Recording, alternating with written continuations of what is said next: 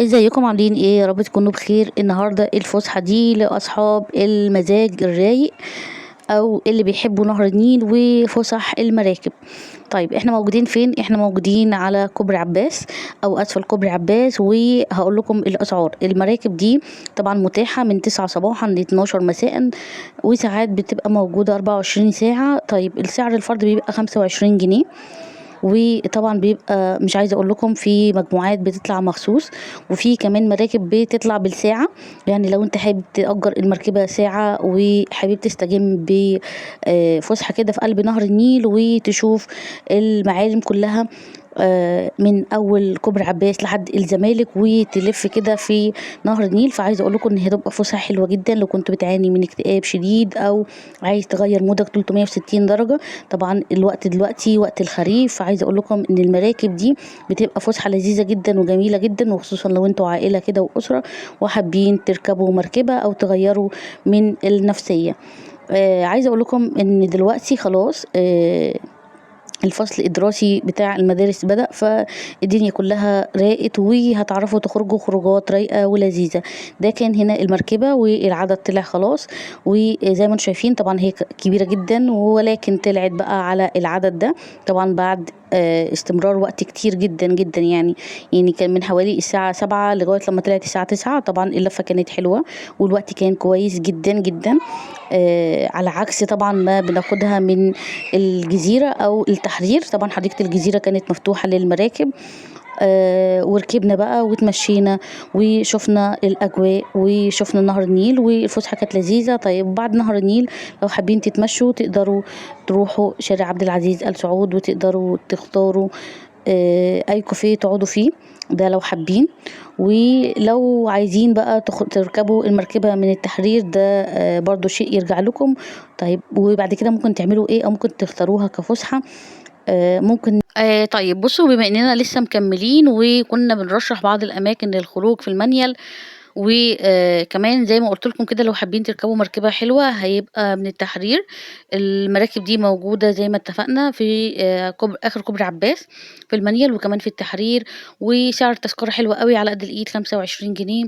طيب وكمان لو عايزين نخرج في المنيل عندكم كمان مجمع مطاعم ويست بنك. المجمع ده حلو قوي وجميل وينفع ندخله وناخد فوتو سيشن لو بنحب التصوير. ينفع كمان نقعد هناك لو حتى هنطلب كوباية شاي. القعدة على النيل بتبقى حلوة جدا وجميلة ورايقة لو كنتوا من عشاق القعدات على النيل. كمان حابة أرشح لكم أماكن حلوة قوي نقدر نخشها مجانا، وبتبقى برضو على النيل. عندكم بلاتفورم في المعادي برضو، هو مجمع مطاعم، الدخول مجاني وفي كيدز اريا، وصورنا معاكم قبل كده فيديو على القناة نقدر نرجع له بكل سهولة ونشوف الأجواء هناك. والأسعار كانت على قد الإيد وحلوة جدًا، والمطاعم فيها اللي بيقدّموا أكل شرقي ومشروبات، والقعدة كانت على النيل. عندكم كمان ساقية الصاوي في الزمالك. ساقية الصاوي رسم دخول 35 جنيه للفرد، والقعدة برضه بتبقى على النيل وفيها مأكولات وفيها مشروبات، وبصراحة من الأماكن المنسية اللي ما حدش بيقدر يروحها كتير يعني.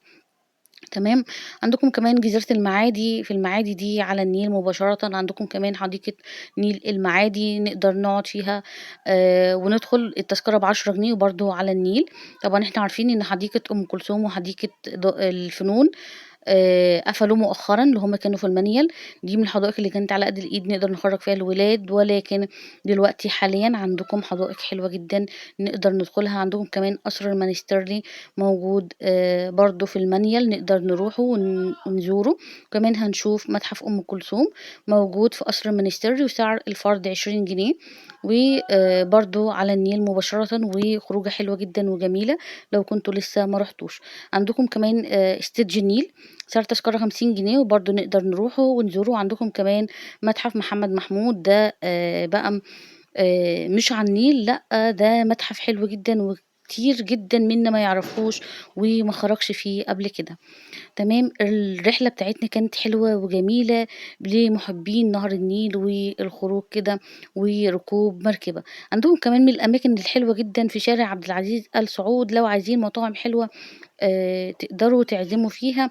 عندكم مطعم أرض الحضارة، وعندكم كمان الهابي دولفين، وعندكم كمان لو ماكس، وعندكم كمان من النوادي الحلوة الجميلة نقدر نخشها وبرضه ناخد أكل ومشروبات معانا. عندكم نادي النيل الرياضي، سعر الفرد كان 30 جنيه ونقدر ندخله، ونقدر كمان نعمل عضوية فيه.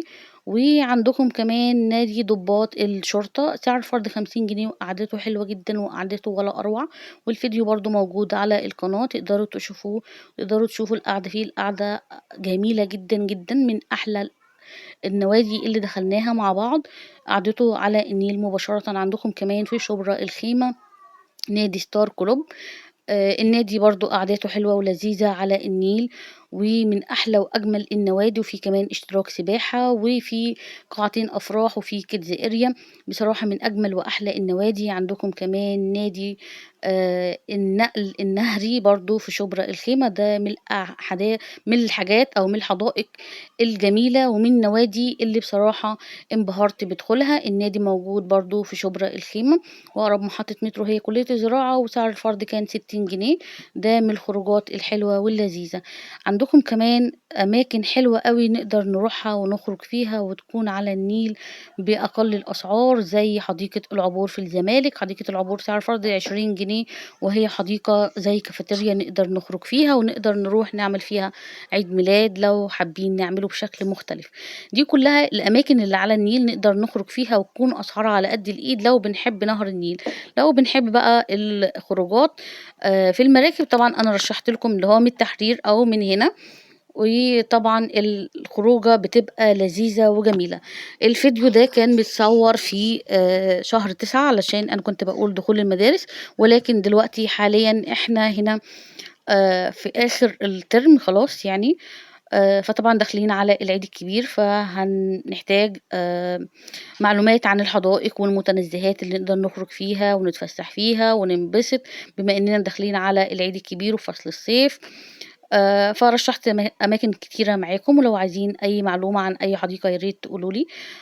عندكم حدائق حلوة أوي ب5 جنيه، نقدر برضه نقعد فيها ونتفسح فيها، ولكن مش على النيل. عندكم زي حديقة الأسماك، وحديقة عابدين، ومنتزه الطاهرة في سرايا القبة. كل دول حدائق ب5 جنيه وعلى قد الإيد. عندكم حدائق كبيرة بقى نقدر نخرج فيها زي الحديقة الدولية، وكمان حديقة الميريلاند في مصر الجديدة، وسعر الفرد 20 جنيه.